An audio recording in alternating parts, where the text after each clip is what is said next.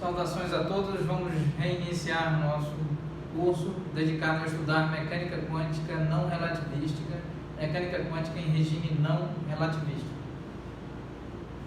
Pois bem, durante a última aula nós estávamos apresentamos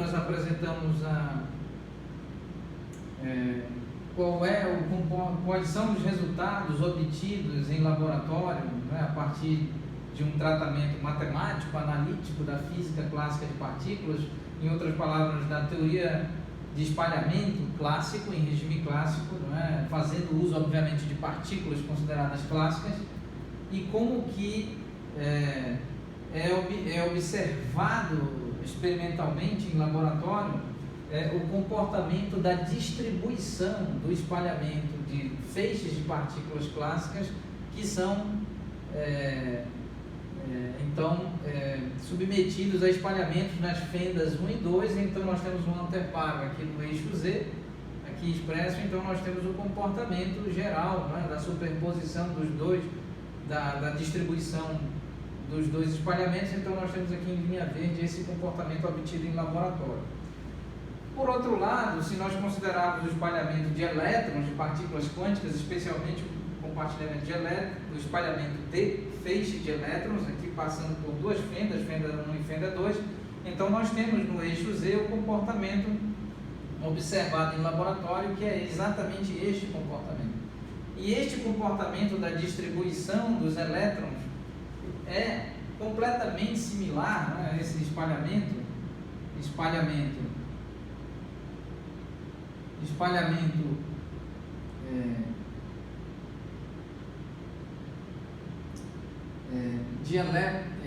espalhamento quântico, vamos escrever espalhamento quântico de elétrons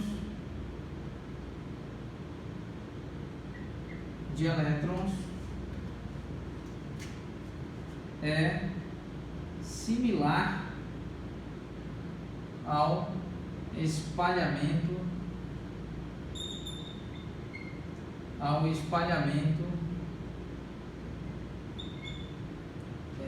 de ondas no contexto, não é? Obviamente no contexto da física de fenômenos ondulatórios. Então, quando em física, ainda no âmbito da física clássica, certo? Quando nós estudamos física de fenômenos ondulatórios, estudamos o espalhamento de ondas mecânicas e o espalhamento de ondas eletromagnéticas, então, no âmbito ainda da física clássica, nós percebemos que se construirmos um esquema experimental, um dispositivo, um aparelho, tal que nós temos duas fendas e então nós temos feixes de ondas mecânicas ou ondas eletromagnéticas, o comportamento da distribuição da intensidade da onda ao longo do eixo Z é exatamente esse comportamento. E então, no âmbito da mecânica quântica, quando laboratoriamente é analisado o espalhamento de feixe de partículas do tipo elétrons, não é? Considerando partículas quânticas, em particular os elétrons especificamente, então as partículas quânticas, esses elétrons que são essencialmente partículas que obedecem à mecânica quântica, então esse espalhamento é equivalente, é similar, é análogo, é equivalente ao espalhamento de ondas estudadas lá no âmbito da física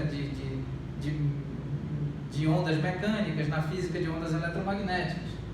Então, esse resultado é tal que reforça a hipótese de de Broglie, não é?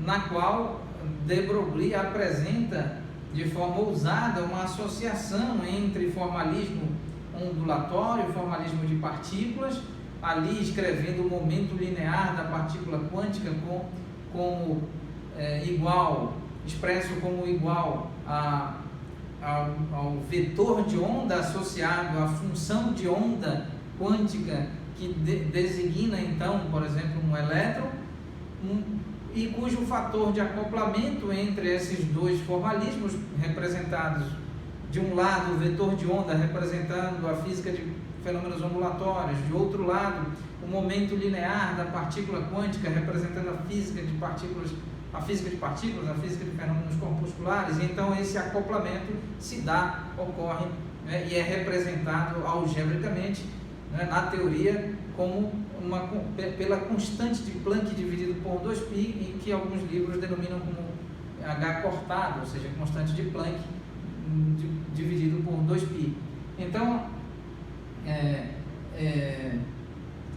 de Broglie, então, e Einstein já havia percebido outrora que, Albert Einstein, de que ondas eletromagnéticas comportam-se como partículas, não é? Lá no âmbito do efeito fotoelétrico, por exemplo, e no âmbito do efeito Compton, e também de Broglie estende isso e propõe que, por analogia, por similaridade, por simetria, então partículas, não é? Estruturas que são descritas por física de fenômenos corpusculares, física de partículas, comportar-se-ia também como ondas sob determinadas específicas e especiais circunstâncias. Então esse experimento, essa atividade experimental reforça, enfatiza e corrobora e ainda mais, por assim dizer, né, confirma e reafirma ainda mais essa ideia estabelecida, estudada, verificada no âmbito da mecânica quântica, que é exatamente a dualidade onda-partícula. Ondas comportam-se como ondas e como partículas, e partículas comportam-se como partículas e como ondas quando são analisadas no âmbito e no escopo, por assim dizer, sob o escopo da mecânica quântica. Então esse resultado é interessantíssimo, não é? Pois o espalhamento quântico de elétrons é similar ao espalhamento de ondas no contexto da física de fenômenos ondulatórios, e então contraria os resultados clássicos, pois partículas no âmbito da física clássica não se comportam como ondas. Partículas obedecem a um formalismo denominado física de partículas, ao passo que ondas similarmente obedecem a uma teoria denominada física de fenômenos ondulatórios, né? Então esse espalhamento é o espalhamento de partículas, esse espalhamento é o espalhamento de ondas. Porém, no âmbito quântico, as partículas quânticas, tais como aqui especificamente o elétron, comportam-se como, quando espalhadas, comportam-se como ondas. Então essa dualidade onda-partícula é bem enfatizada aqui agora no âmbito experimental, no contexto experimental, por este importante experimento que foi realizado exatamente no início do século XX, em 1900, 1905, 1910. Então, agora nós vamos verificar como fazer esse tratamento, pois este tratamento aqui apresentado é o tratamento, não é, associado ao espalhamento de partículas clássicas. Muito bem, então vamos verificar agora como tratar o espalhamento de partículas quânticas.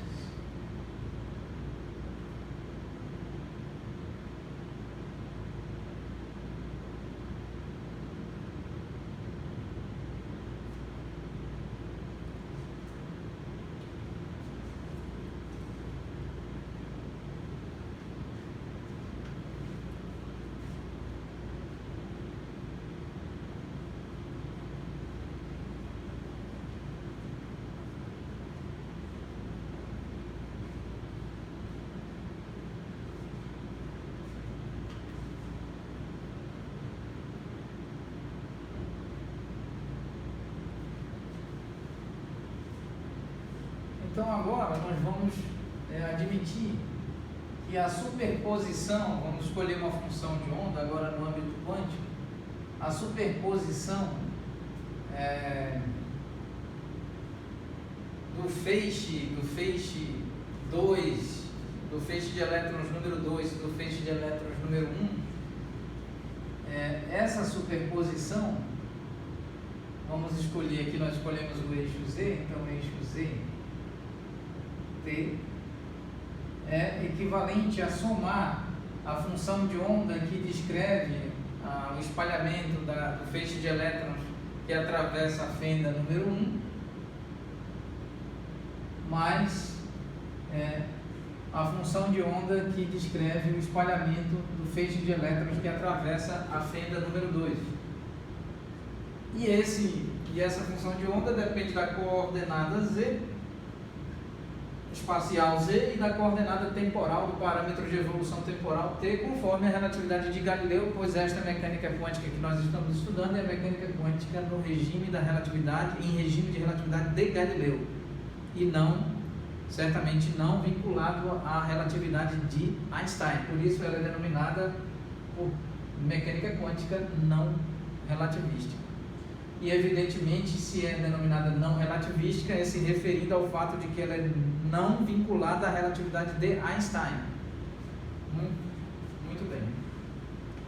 Então, a probabilidade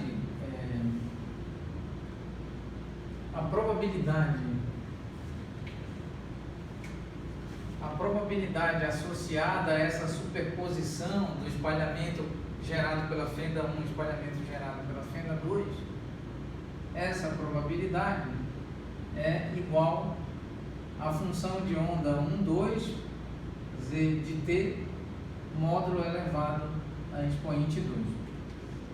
Por que igual? Porque deve ter eventuais constantes associadas a essa função de onda podem ser redefinidas em outra função de onda. Então, inicialmente nós informamos que poderia ser aproximadamente da ordem proporcional ao módulo elevado a 2 da função de onda, mas se nós redefinirmos convenientemente a função de onda, poderá certamente ser igual se essa nova função de onda admite e absorve, do ponto de vista aritmético e algébrico, as constantes.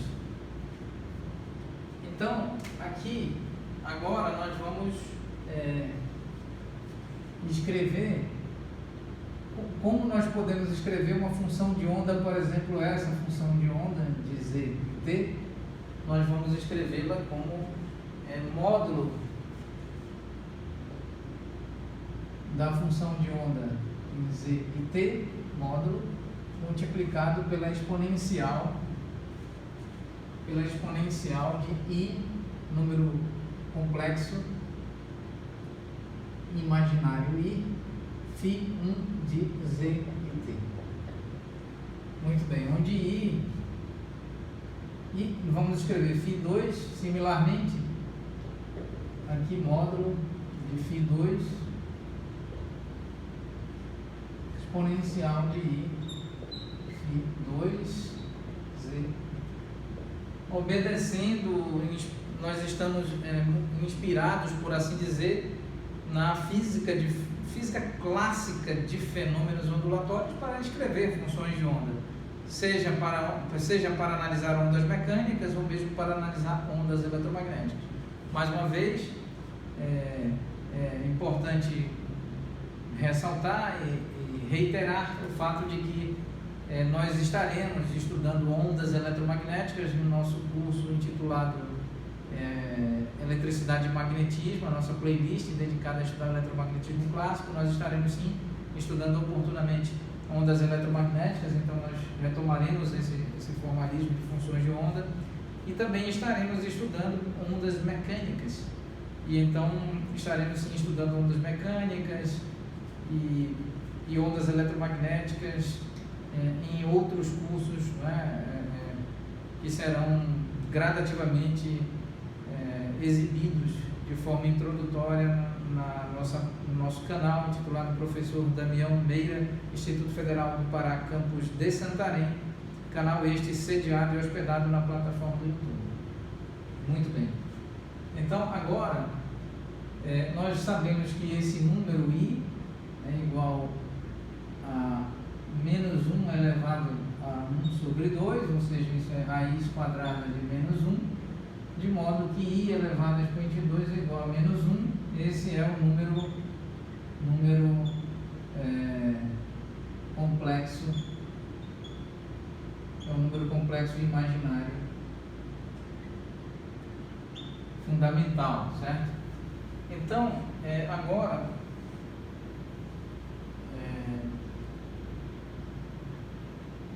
uma função de onda pode ser escrita dessa forma.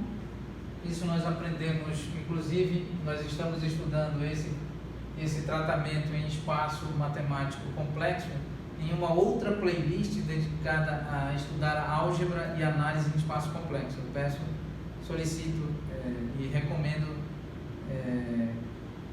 respeitosamente, né, que todos vós façais esse esforço, o empenho de analisar, de assistir nossa playlist dedicada a estudar álgebra e análise e álgebra em espaço complexo, também disponibilizada no nosso canal.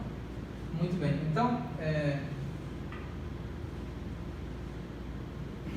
então agora nós sabemos que o módulo, nós sabemos que dado um número complexo Z, um número complexo Z tipo x mais y, esse número é pertencente ao espaço dos números complexos, espaço dos números complexos. E então nós sabemos que dado que vamos escrever real de Z, imaginário de Z, um espaço bidimensional aqui. Então nós temos um número Z com ângulo θ, e aqui um número Z possui aqui x e y, certo? X é a parte real, y é a parte imaginária, e é esse número complexo imaginário tal como está apresentado aqui. Então esse número complexo aceita um complexo conjugado, né? Então nós precisamos apagar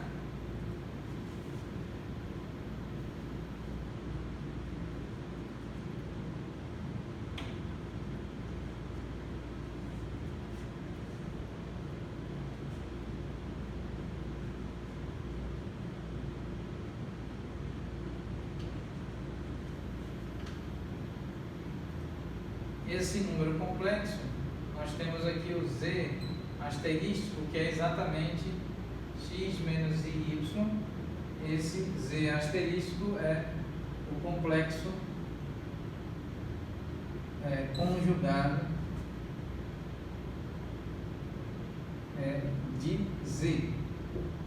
Muito bem, então aqui nós sabemos que Z multiplicado por Z com seu complexo conjugado correspondente é x mais y, multiplicado por x menos y. E então essa multiplicação é tal que nós temos x multiplicado com x elevado a 2, mais y multiplicado com x multiplicado por y, então xy. E aí nós temos menos, mais multiplicado com menos é menos i elevado a 2, y elevado a 2.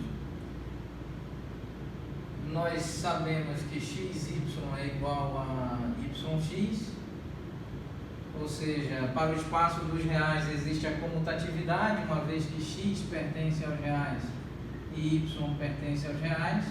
Então x multiplicado por y é igual a y multiplicado por x. Isso indica que o espaço dos reais é um espaço do tipo comutativo, né, para a operação de multiplicação.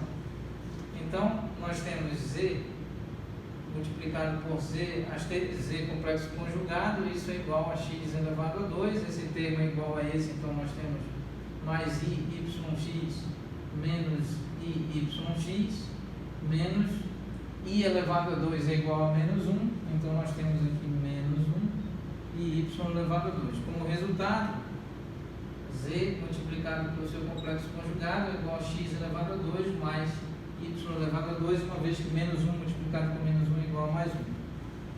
Muito bem, este é o resultado obtido